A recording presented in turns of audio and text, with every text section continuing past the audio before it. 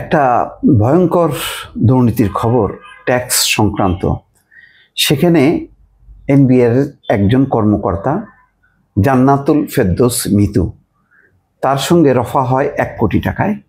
1 কোটি টাকার বিনিময়ে তিনি বৈধ করে দেবেন 237 কোটি 59 লাখ টাকা। 237 কোটি ধরেন প্রায় 250 কোটি টাকা বৈধ করে দেবে 1 কোটি টাকার বিনিময়ে। এটা ধরা পড়ছে। ধরা পড়ার পর যেটা দেখা যাচ্ছে যে সে সালাউদ্দিন ব্যবসায়ী, তার আইনজীবী এই কন্ট্রাক্টটা করে এবং এটা সেই অনুযায়ী বলা হচ্ছে যে ব্যবসায়ী সালাউদ্দিন আহমেদ দিনের পর দিন কর ফাঁকি দিয়ে আসছিলেন। এমনকি তিনি আপিল ট্রাইব্যুনাল এবং হাইকোর্টে গিয়ে নিজের পক্ষে রায় পাননি।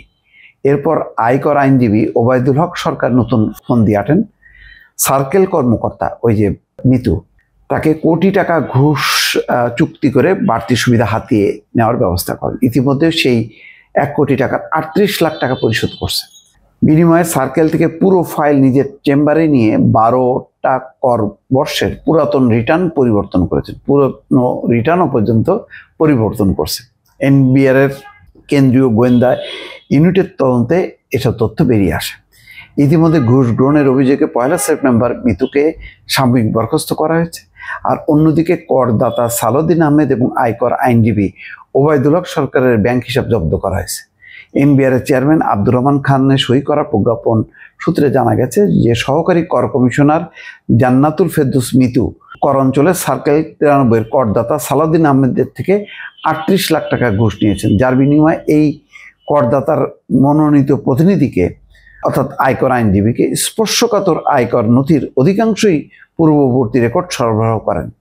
তো এইটা আমি চিন্তা করছি, এই যে জান্নাতুল ফেরদৌস মিতু একজন সহকারী কর কমিশনার, এইরকম জুনিয়র একজন কর্মকর্তার যদি এইরকমভাবে মানে কর থেকে অব্যাহতি দেয় বা বাঁচায় দেওয়ার মতন ক্ষমতা প্রয়োগ করতে পারে বা কারুকার্য করতে পারে, তাহলে আরও তো অসংখ্য কর্মকর্তা আছে এনবিআর এর ট্যাক্স ডিভিশনে।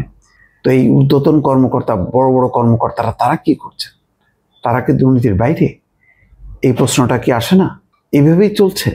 আমাদের সত্যিকার অর্থে যদি ট্যাক্স ফাঁকিটা বন্ধ করা যেত, বড় বড় ব্যবসায়ীরা যেভাবে অল্প কিছু ট্যাক্স দিয়ে মানে বাকি ট্যাক্স ফাঁকিটা জায়েজ করেন, এই সমস্ত তো কর্মকর্তাদের মতো দিয়ে, এবং মানে আয়কর আইনজীবীরা তো এক ধরনের এরা দালাল বা ফুরিয়া, তারা এই বাতলে দেয় যে কিভাবে ট্যাক্স ফাঁকি দিতে হবে, এবং তার সাথে জড়ায় থাকে হচ্ছে এনবিআর বা রাজস্ব বিভাগের এই ট্যাক্সের লোকজন। এই চলতেছে। অথচ ঠিক মতন যদি ট্যাক্সটা যদি আদায় করতে পারতো, প্রচুর পরিমাণ সরকার তার রেভিনিউ আর্ন করতে পারত। এখন এটা তো এক মিতুকে দিয়ে এটা হলো, কিন্তু এটা নিয়ে কি সামগ্রিকভাবে কাজ চলছে কিনা, যাতে এই ধরনের ফাঁকিবাজিটা চিরতরে বন্ধ হয় এবং আর কেউ যাতে সাহস না পায়, তেমনটা যদি না করা হয়, আমরা যখন যেটা ঘটে 1-2টা ব্যবস্থা নিয়েই বা শেষ করে দিই, কিন্তু ওই যেই লাউ সেই কদু আবারও সেভাবে চলতে থাকে। দেখি এখন এই আমলে তেমন কোনো ব্যবস্থার পরিবর্তন হয় কিনা। দর্শক ভালো থাকবেন, আল্লাহ হাফেজ।